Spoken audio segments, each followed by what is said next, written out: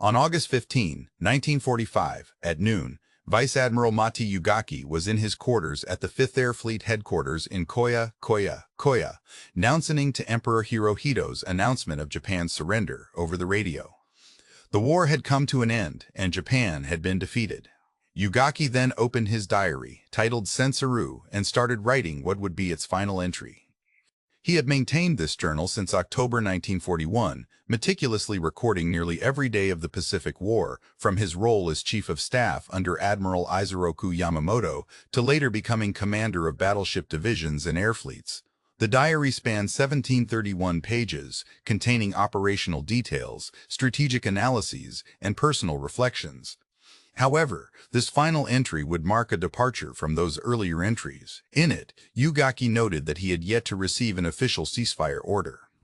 He also took responsibility for the failure of Japanese aviators to halt the American advance and expressed his intent to undertake one last mission to demonstrate the true spirit of Bushido. What Ugaki did not include in this entry were the thoughts that had been developing over the previous 4 years, starting from the Battle of Midway. A realization gradually set in that Japan could not win the war, not due to a lack of bravery among Japanese sailors or ineffective tactics, but because American industrial might make victory mathematically unattainable. The numbers told a story that no amount of courage could change. This understanding first dawned on Ugaki on June 8, 1942, 3 days after the Battle of Midway. The battle had been devastating for Japan, with 4 fleet carriers, Akagi, Kaga, Soryu, and Hiryu, sunk in a single day. Ugaki previously served as Chief of Staff under Admiral Yamamoto for the combined fleet and contributed to planning the Midway operation. The strategic objective was clear: draw American carriers into a decisive engagement, eliminate them, and establish Japanese dominance in the Central Pacific.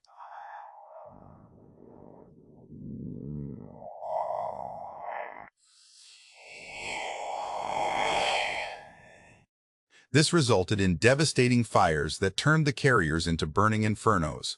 On June 8, Ugaki recorded in his diary, "The painful day of June 5 has ended. May no other day during this war be as disastrous for me." He initially viewed Midway as a temporary setback, believing Japan still possessed formidable surface forces and could rebuild its carrier fleet and train new pilots, thereby maintaining the possibility of victory. Intelligence reports began to pour in.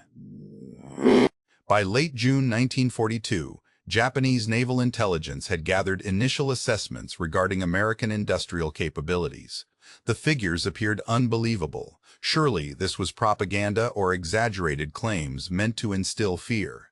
According to the report, American shipyards were producing escort carriers at a rate of 1 every 3 weeks.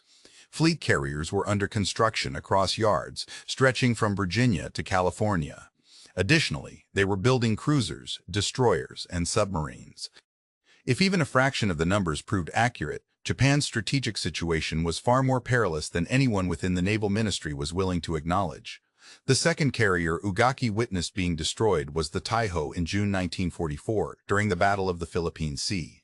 By then, Ugaki had recovered from injuries sustained when American fighters shot down his aircraft over Bougainville in April 1943. That attack had killed Admiral Yamamoto. Ugaki had been flying in a separate bomber behind Yamamoto's plane and watched it crash into the jungle. He survived the subsequent plunge of his own aircraft into the ocean, one of only 3 survivors. After months of recovery, Ugaki took command of the 1st Battleship Division. In February 1944, he flew his flag from the battleship Yamato, which was the largest battleship ever constructed at 72,000 tons, fully loaded and armed with 18 people 8-inch guns, a source of pride for the Imperial Navy.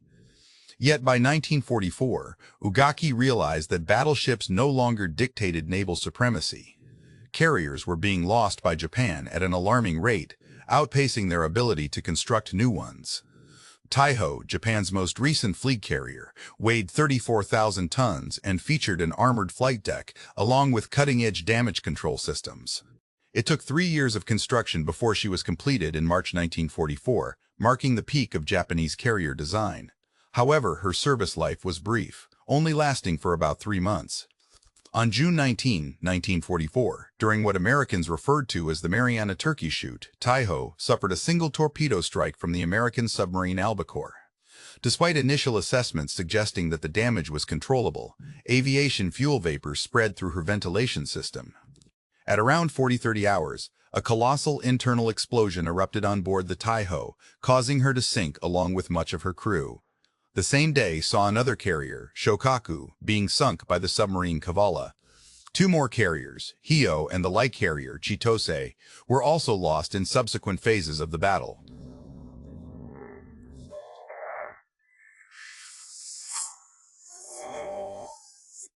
In contrast, the Americans began the engagement with 15 carriers, none of which were sunk throughout the battle. Uji recorded his reflections that night in his diary, noting the devastating loss of hundreds of aircraft. He observed the loss of seasoned pilots who could not be easily replaced. He also noticed that the American fleet appeared to grow larger with each encounter. There was no need for him to write what everyone in the combined fleet already understood. They were being outmatched. The most challenging aspect wasn't the battles Japan was losing, it was seeing the American fleet expand between engagements. On July 1942, 1 month after the Battle of Midway, the United States commissioned the USS, marking the start of a new class of fleet carriers weighing 27,000 tons and capable of carrying 90 aircraft. The construction of the SX began in April 1941, before the attack on Pearl Harbor, and was completed within just 20 months.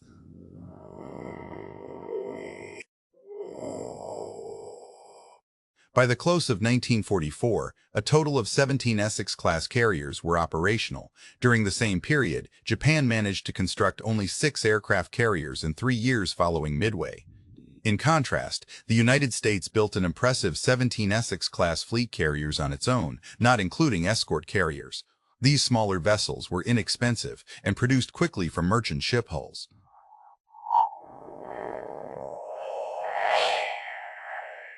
The Casablanca class of escort carriers alone were being constructed in an astonishingly short time frame, each ship taking around 3 months from keel laying to commissioning, 3 months for a carrier. From November 1942 to July 1942 to July 1944, 50 Casablanca-class escort carriers were completed. The American fleet was not merely replacing losses but expanding rapidly, whereas Japan's fleet diminished with every battle. By early 1944, Japanese intelligence estimated that the United States had launched more tonnage in just 2 years than Japan had over the past 20. These figures seemed unbelievable, yet captured documents verified them. Destroyers that took Japanese yards 2 years to construct were launched by American facilities within 10 months through round-the-clock operations. The Americans were building ships faster than they could be sunk. Japan had lost Midway due to the sinking of 4 carriers, but losing 4 carriers barely registered for the United States, which continuously added more vessels each month. On October 24, 1944, Ugaki led the 1st Battleship Division during the Battle of Leyte Gulf, intended to be Japan's decisive victory. The plan involved multiple forces converging on San Bernardino Strait to attack American landing operations, supporting the invasion of the Philippines. Admiral Kurita's central force, including the Yamato and Musashi, was part of this intricate strategy. Oki found himself on board the Yamato, within Kurita's naval group, during a catastrophic battle. Dive bombers and torpedo planes executed synchronized attacks, striking the ship with 19 torpedoes and 17 bombs. Despite its formidable armor and compartmentalized design, the damage proved insurmountable. By that afternoon, the Musashi had capsized and sunk beneath the waves. From the deck of the Yamato, Yuji witnessed the sinking of the world's largest battleship, a vessel identical in every aspect to his own ship. If the Musashi could be brought down by carrier aircraft, then surely the Yamato was vulnerable as well, meaning no ship was safe from such attacks. The American carriers near Leyte launched wave after wave of strikes, appearing to have an endless supply of planes and highly trained, coordinated pilots. In contrast, Japanese air support was virtually non-existent due to heavy losses suffered during the Battle of the Philippine Sea 4 months prior. When all was said and done, Japan had lost 4 aircraft carriers, 3 battleships, 10 cruisers, and 11 destroyers in what would become known as the largest naval battle ever fought. In comparison, American losses amounted to 1 light carrier, 2 escort carriers, 2 destroyers, and a destroyer escort. Following this decisive engagement at Leyte Gulf, the war's outcome for Japan's Imperial Navy was essentially sealed. No aircraft carriers remained, nor were there any seasoned pilots left. Fuel supplies had dwindled to a bare minimum. The majority of surviving ships were confined to their home waters due to a severe shortage of oil. However, American forces continued to arrive in increasing numbers, bringing more carriers, battleships, and squadrons of planes with them. Their fleet was so vast that they could now bomb Japanese cities without fear of retaliation. Battleships would approach the shore and use their heavy artillery to destroy factories and military installations. All battle self unable to halt this relentless onslaught. In February 1945, Ugaki was appointed commander of the 5th Air Fleet based in Kyushu. His forces mainly consisted of land-based aircraft intended for kamikaze missions. Kamikazes had become Japan's primary defense mechanism, not due to their effectiveness, but because it was all that remained at their disposal. Young and inadequately trained pilots would load their planes with explosives and deliberately crash into American ships. Ugaki orchestrated Operation Kikusui, which involved sending waves of kamikaze aircraft against the U.S. fleet near Okinawa. These attacks caused casualties and inflicted damage on American vessels, but they did little to impede the American advance. The sheer numerical superiority of the American fleet rendered even successful kamikaze strikes inconsequential in terms of combat effectiveness. In his diary entries from this period, Ugaki lamented the dwindling number and poor quality of available aircraft, the decreasing skill level among pilots, and the mechanical issues stemming from fuel shortages and a lack of spare parts. By April 7, 1945, Japan was nearly depleted of resources but remained resolute in its determination to continue the fight. That day, the Yamamoto embarked on her final voyage with insufficient fuel for a round trip, destined to become an immobile gun platform near Okinawa. However, she never reached her intended destination. American submarines spotted her departure and launched a counterattack. Carrier-based aircraft were dispatched in droves to engage the Yamamoto. The ship endured numerous hits from torpedoes and bombs. Whenever T-3 Howers, an immense explosion caused by one of these strikes, shattered the vessel. More than 3,000 crew members perished as a result. Ugaki had been stationed aboard the Yamamoto for several months and was personally acquainted with many of its officers who went down with the ship.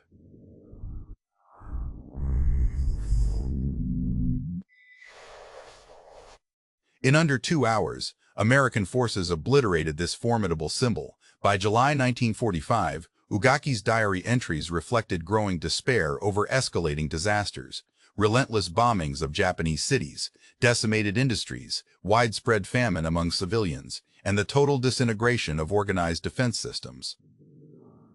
On August 6, an atomic bomb devastated Hiroshima, followed 3 days later by another that destroyed Nagasaki. Ugaki recorded his observations of entire cities being obliterated, with no means to counteract such destructive weapons. The Soviet Union declared war on Japan on August 8 and immediately invaded Manchuria.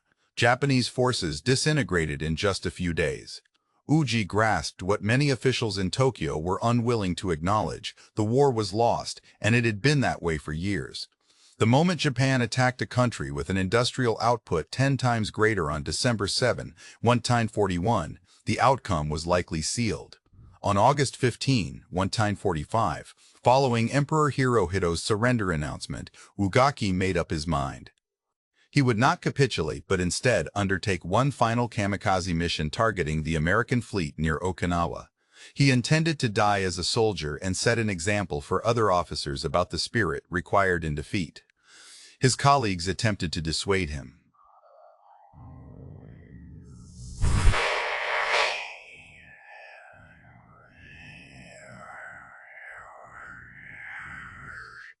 Spent an hour trying to change his mind, pointing out that the war was over and more casualties were futile. He removed his rank insignia from his dark green uniform and carried only a ceremonial short sword given to him by Admiral Yamamoto shortly before Yamamoto's death in 1943. Ugaki then climbed into the rear seat of a Yokosuka D-4 War dive bomber known as Judy, piloted by Lieutenant Tatsuo Nakatu, while Warrant Officer Akoshi Endo, who had originally been scheduled for the mission, took his place in the tight cockpit space. The flight commenced with a crew of 3 individuals rather than the usual pair. 10 additional planes escorted Ugaki on what would be remembered as the final Kamikaze mission of World War II. Warrant Officer Endo fulfilled the role of radio operator during this operation. At 1924 hours, he transmitted Ugaki's last communication. The admiral stated that their aircraft had started its descent towards an American vessel. No evidence exists in American records confirming a successful kamikaze attack on that day. By then, the war had concluded, and although U.S. naval forces were vigilant, they did not anticipate further assaults. It is probable that Ugaki's plane, along with most of the others, either succumbed to anti-aircraft fire or crashed into the sea. Only 3 aircraft managed to return to base owing to engine malfunctions. These were the sole survivors of the mission. The body of Ugaki was never recovered. His final diary entry, penned on the morning of his flight, abruptly ended without a conclusion or summary, merely stating his resolve to die. What Japanese analysts uncovered after the war was startling, even surpassing what they had learned from reading Ugaki's diary entries. American wartime industrial output dwarfed Japan's capabilities in an incomprehensible manner. During the years 1941 to 1945, U.S. shipyards produced roughly 19 craft. In contrast, Japan constructed approximately 670 ships over the same period. The United States managed to build 55 aircraft carriers of various types, whereas Japan manufactured just 25. American shipyards were capable of launching Liberty ships at an average pace of 3 per 2 days for a continuous span of 3 years. A total of 700 Liberty ships were built. Each vessel could carry up to 10,000 tons of cargo, and collectively they transported more goods than the entire Japanese merchant fleet. Prior to entering World War II, American factories manufactured 29 7,000 aircraft throughout the conflict, while Japan produced 77,000 aircraft throughout the conflict. During a 4-year period, American industrial output doubled. By 1944, the United States was producing more military equipment than Germany, Japan, and Italy combined.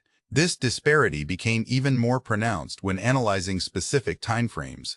In just 1 year, 1944, American shipyards launched a greater amount of tonnage than Japan did, from 1939 to 1945. A single year's production in the U.S. surpassed 6 years' worth of output in Japan. When the Essex-class aircraft carriers that Ugaki witnessed being constructed throughout the war were initially ordered in 1940, they were projected to take 36 months to complete. However, wartime production standards allowed for their completion within 18 to 20 months. The fastest build time was just 14 months. By the time of Pearl Harbor, 5 Essex-class carriers had been laid down. By war's end, 17 were completed, with 14 seeing combat action and all surviving. Manufacturing efficiency extended beyond shipbuilding. For example, Boeing B-29 bombers typically took around 200 days to produce at Seattle plants. However, Douglas and Lockheed managed to halve this production time.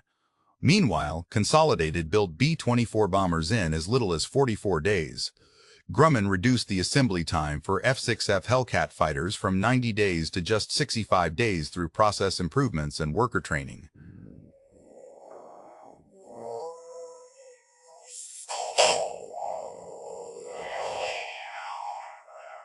By 1944, American manufacturers were churning out such an abundance of supplies that shortages became virtually non-existent. If repairs were needed for a vessel, spare parts were readily available. When aircraft sustained damage, replacement components arrived within days. Should a unit require ammunition, supply ships delivered it in massive quantities. In contrast, Japan faced the opposite dilemma. Every loss was irreplaceable. Each destroyed aircraft meant one less operational plane in their fleet. Spare parts were scarce, and ammunition was strictly rationed. Fuel supplies were critically low. By 1945, Japanese industrial capabilities had been largely obliterated. American B-29 Superfortress bombers methodically targeted factories, resulting in significant destruction. The firebombing of Tokyo on March 9 and 10, 1945 alone, claimed over 1945 alone claimed over 1 square miles of the city to ruins, including numerous small workshops and factories. With factories destroyed, Japan could no longer construct ships. Without ships, importing essential resources became impossible. Short on resources, the remaining factories struggled to function.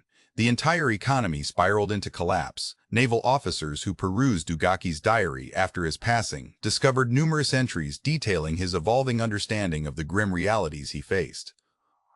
Initially, during the early stages of the war, he maintained a positive outlook. However, following the Battle of Midway, his optimism waned, and by 1943, he had become increasingly pessimistic.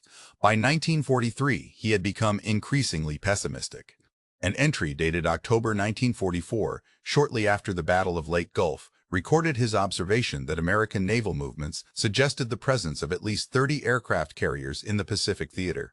Aston Pacific.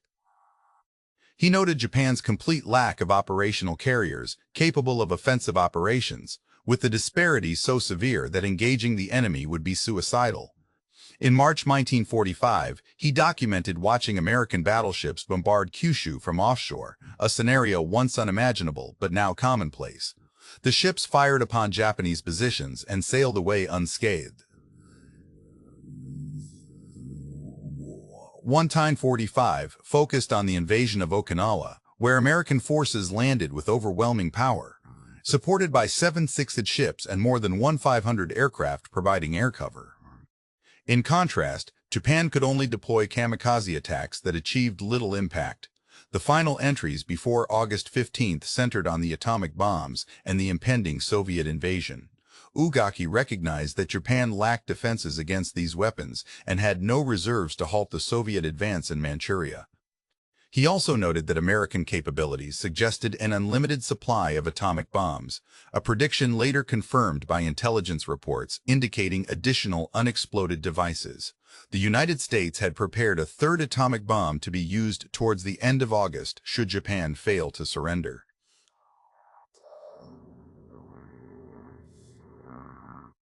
Admiral Yamamoto, under whom Ugaki served and who he revered as a mentor, recognized this before Pearl Harbor ever occurred. Yamamoto had attended Harvard University in the United States and had extensively toured the country during the 1920s, witnessing American manufacturing plants, shipyards, and oil fields firsthand. This experience made it clear to him what Japan would confront. Yamamoto was a staunch opponent of war with the U.S., arguing against both the tripartite alliance with Germany and Italy and the eventual conflict itself. For his stance, he received death threats from Japanese nationalists. When the decision for war had been made despite his warnings, Yamamoto informed his staff that they could dominate for 6 months to a year, but would lack confidence afterward. His prediction was remarkably accurate.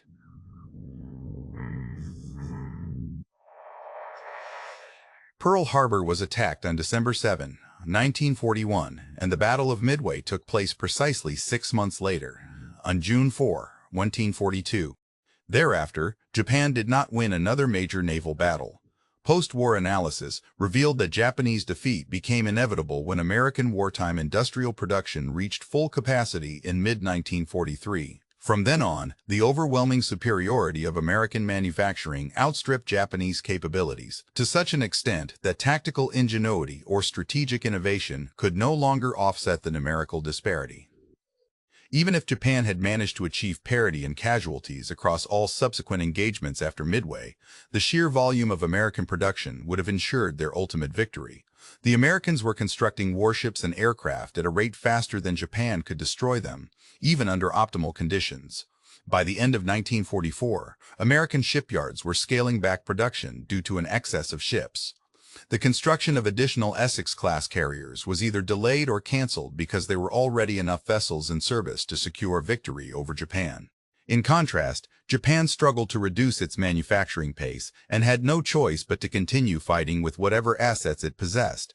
As new production became virtually unattainable, Various military historians debate the turning point of the Pacific War, some citing Midway while others highlight Guadalcanal or the Battle of the Philippine Sea.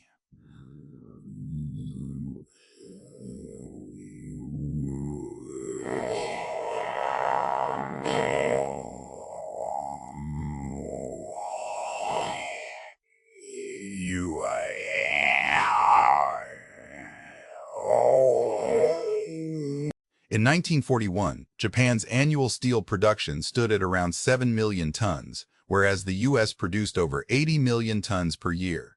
Furthermore, Japan relied heavily on imported oil from occupied Southeast Asian territories, with virtually no domestic production capabilities. The United States, by contrast, generated 1,400,000,000 barrels of crude oil annual and controlled additional reserves in Latin America and the Middle East. This immense economic disparity translated into overwhelming industrial superiority for the Americans across all sectors. As a result, the U.S. could construct 10 carriers for every carrier Japan managed to build. The American fleet could endure significant losses, losing 3 carriers and replacing them within 6 months, and still maintain its strength, whereas Japan faced irreparable damage with each carrier lost, unable to replenish its forces. This mathematical reality of industrial warfare rendered victory unattainable for Japan. Uji and Yamamoto both understood this predicament clearly. By 1943, the majority of professional naval officers were well aware of the situation, though some may have understood it earlier. However, the war persisted for 2 additional years due to the political leadership's reluctance to acknowledge these harsh realities until atomic weapons and Soviet intervention compelled Japan's surrender. Following the conflict, American occupation forces discovered Ugaki's diary in his quarters on Kyushu. The diary was later translated and published in 1991 under the title Fading Victory. Historians Donald Goldstein and Catherine Vining edited this translation, which included a foreword by Gordon Prange. This publication offered Western readers their first comprehensive Japanese perspective on strategic planning throughout World War II, penned by a significant participant. Ugaki had been involved in nearly every crucial Japanese naval decision from the attack on Pearl Harbor to August 1945. His diary entries detailed internal debates, intelligence evaluations, and the escalating sense of desperation as American strength increased while Japan's dwindled. The entries also highlighted how Japanese naval commanders witnessed their forces diminishing each month as American capabilities grew larger. Military historians who examined the diary noted that Ugaki's assessment of American industrial capacity was remarkably accurate, with his estimates of ship production closely matching actual figures. His apprehensions regarding pilot quality and aircraft availability were also validated over time. Despite recognizing that victory was unattainable, Ugaki remained steadfast in his duty. Even after concluding that success was impossible, he continued to organize attacks, plan operations, dispatch young pilots on kamikaze missions, and uphold a strict sense of honor. The following morning, crew members from an American landing ship found wreckage and bodies on a beach but were unable to complete formal identification procedures. Uji's ultimate burial site remains undisclosed.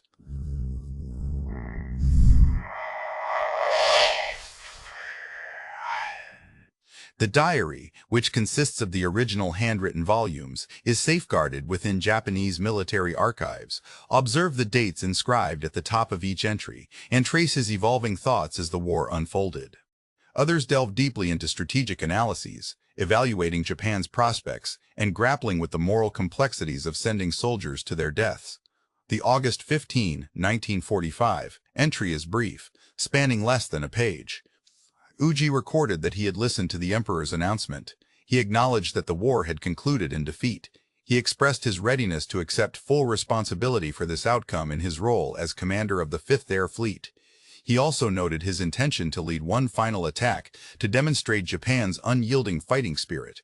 With these words, he closed the diary, placed it on his desk, and proceeded to the airfield. The entries ceased abruptly thereon. No concluding reflections or epilogues were added. It ends simply as Uji boarded the aircraft destined to take his life. This is how wars truly conclude. Not via official channels or diplomatic rituals, but through military leaders who recognize defeat in stark production figures and casualty reports, yet persist due to their sense of duty. If you found this narrative compelling, please consider liking this video. It aids us in sharing more overlooked stories from World War II.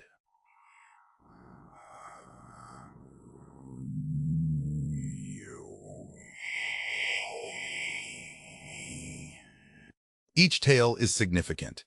Everyone deserves recognition, so please share your thoughts with us by leaving a comment about your location below.